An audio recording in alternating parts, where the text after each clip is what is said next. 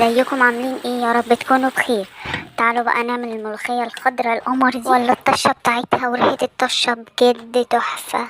هتعملوها بالطريقة دي هتعجبكم، وهتعملوها بنفس الطريقة، وتكة واحدة هتخليها طعمها تحفة. هنبدأ بسم الله الرحمن الرحيم، وهنحضر 5 طماطميات ونغسلهم كويس جدا ونضربهم في الخلاط من غير ولا نقطة مية، ونحط عليها معلقة فلفل اسود كبيرة ومعلقة ملح، وأهم تركاية هي معلقة السكر، بجد بتخلي الملوخية طعمها تحفة.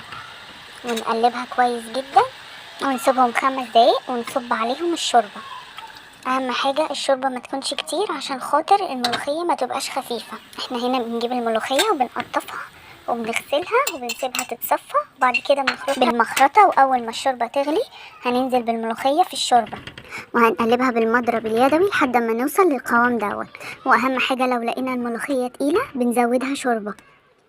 هنحضر طاسة ونحط معلقة سمنة بلدي او زبدة ومعلقتين توم، وهنقلب كويس التوم. انا حاطه التوم كان متلج عندي في الفريزر، فانا هقلبه كويس جدا لحد ما يفك بالشكل دوت، وهحط معلقه ملح ومعلقه فلفل اسود، وهقلب كويس لحد ما اللون يبقى ذهبي، لحد ما يوصل للشكل ده.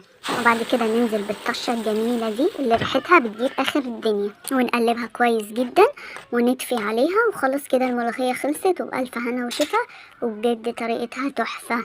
واهم حاجه ما نغطيش الملوخيه بعد ما تستوي عشان خاطر ما تسقطش معانا. بصوا بقى القوام بتاعها والخضار بتاعها بجد، ولا اسودت معانا ولا سقطت معانا ولا اي حاجه. بجد جربوها هتعجبكم جدا.